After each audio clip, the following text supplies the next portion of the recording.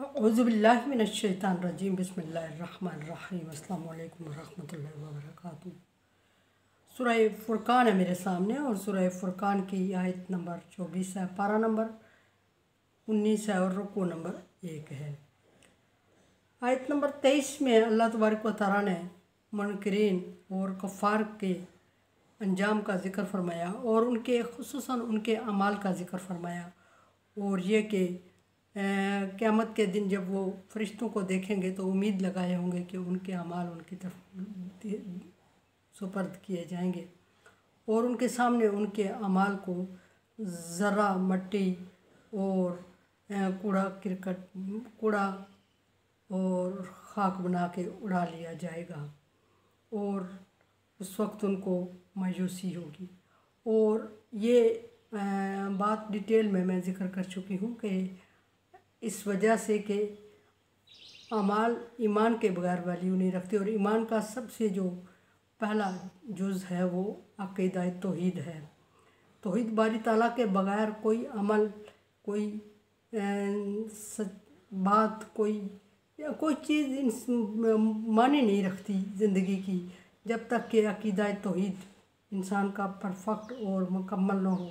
हम में से अक्सर लोग ये समझते हैं कि हम तौहीद परस्त हैं लेकिन हम मुशरिक हैं, इसलिए कि ना चाहते हुए भी हम शिरक में इन्वॉल्व हो जाते हैं और इतनी छोटी छोटी मिस्टेक कर रहे होते हैं और उसको इबादत समझ के कर रहे होते हैं।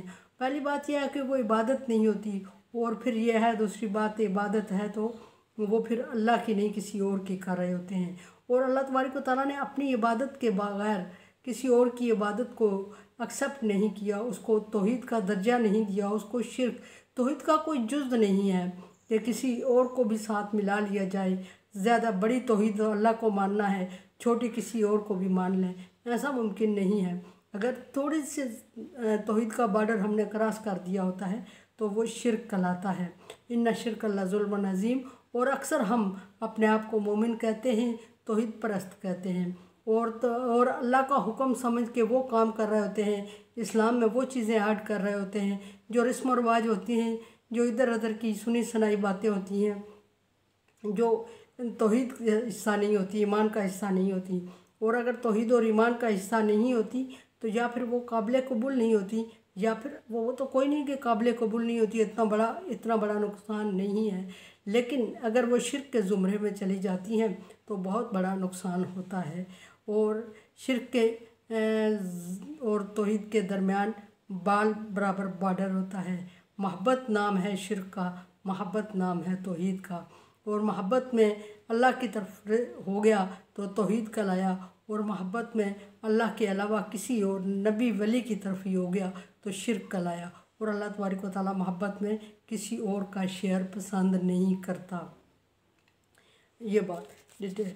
यहाँ फिर अल्लाह तबारक व तआला ने कुफार के अमाल का ज़िक्र किया कि वो फूंक से उड़ा दिए जाएंगे और पीछे भी ये बात मैं बारहा ज़िक्र कर चुकी हूँ कि जहाँ अल्लाह तबारक व तआला ने मुनकरीन और कुफ़ार का ज़िक्र किया और उनके ठिकाने का जहन्नम का ज़िक्र किया, उनके अमाल का ज़िक्र किया, वहाँ मुत्तसिल अल्लाह तबारक व तआला ने ईमान वालों को भी ज़िक्र किया और ईमान वालों के ठिकानों का और ईमान वालों के अजर का भी ज़िक्र किया।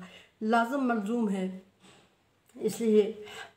और एक ही इंसान है वो तौहीद परस्त होता है और वो नेक अमल करता है और उसके अमल दोनों करते हैं। एक ही इंसान है, उसके अमाल काबिल कबूल होते हैं और उसका ठिकाना जन्नत होता है क्योंकि वो तौहीद परस्त होता है, मोमिन होता है। और उसी तरह का दूसरा इंसान है जो कि मुवाहद नहीं होता, मुशरिक होता है। बस छोटी सी बात है कि वो शिरक की तरफ रग़बत रखता है तो हम इसको छोटी सी समझ के करते हैं, लेकिन ये बहुत बड़ी बात है। तो उसके बेस पे फिर उसको अमाल भी ज़ाया होते हैं और उसके अमाल उसकी तबाही का ज़ाया होते हैं। फिर भी मैं कहूँगी कि ज़ाया होना इतनी बड़ी बात नहीं है, लेकिन वही अमाल उसकी तबाही का सबब बनते हैं। तो ये छोटी छोटी चीज़ें जहाँ अल्लाह तबारक व तआला ने अस्हाबुल जन्नह का ज़िक्र फरमा दिया, अस्हाबुल जहन्नम का ज़िक्र फरमाया और उन्होंने आखिरी बात कही थी हिजरन महजूरा, हमारी तबाही हलाकत ही हलाकत है। दूसरी बात ये अल्लाह तबारक व तआला ने फरमाया था कि हमने उनके अमाल को घास फूस की तरह बेवक़्त और बेमानी करके उड़ा दिया, परागंदा कर दिया। और जन्नत का ज़िक्र, अहले जन्नत का ज़िक्र फरमाया। अस्हाबुल जन्ना यौमइज़िन खैर, जन्नतियों का उस दिन बहुत अच्छा ठिकाना होगा। मैं अर्ज़ कर रही हूँ कि वही इंसान जन्नती है, वही इंसान जहन्नमी हो जाता है। इंसान मानी नहीं रखता, यहाँ अकीदा मानी रखता है। तौहीद का अकीदा होगा और अल्लाह तबारक व तआला के पसंदीदा काम करेगा, ईमान बिल्लाह होगा, तो फिर उसके अमाल उसके लिए बहुत अच्छे ठिकाने का सबब बनेंगे। जैसे अल्लाह ने फरमाया खैरन मुस्तक़र्रन, जन्नतियों के लिए उस दिन बहुत अच्छा ठिकाना होगा। और जन्नती कौन होगा? जो तौहीद बारी ताला पर यकीन रखता, अकीदा रखता है और पैगम्बरों की बात को यकीन और ईमान से सुनता है। और ना सिर्फ यकीन और ईमान से सुनता है बल्कि उसको मानता है, और ना सिर्फ मानता है बल्कि उस पर अमल भी करता है। आमना व आमिलुस सालिहा, मानना और फिर नेक अमल करना भी, जिस तरह का हुक्म दिया जाए, वो अस्हाबुल जन्ना हो जाएंगे। और उनके लिए क्या होगा? ठिकाना होगा। कैसा ठिकाना? खैर, बहुत अच्छा ठिकाना उनके लिए अल्लाह तबारक व तआला ने तजवीज़ किया।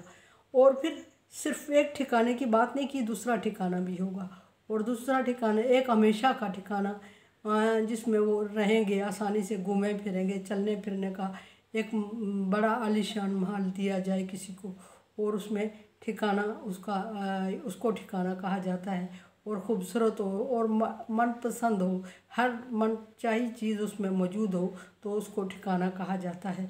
और फिर उसके लिए सिर्फ ठिकाना ही नहीं होगा, अहसन मकीला, और अहसन मकीला भी होगा।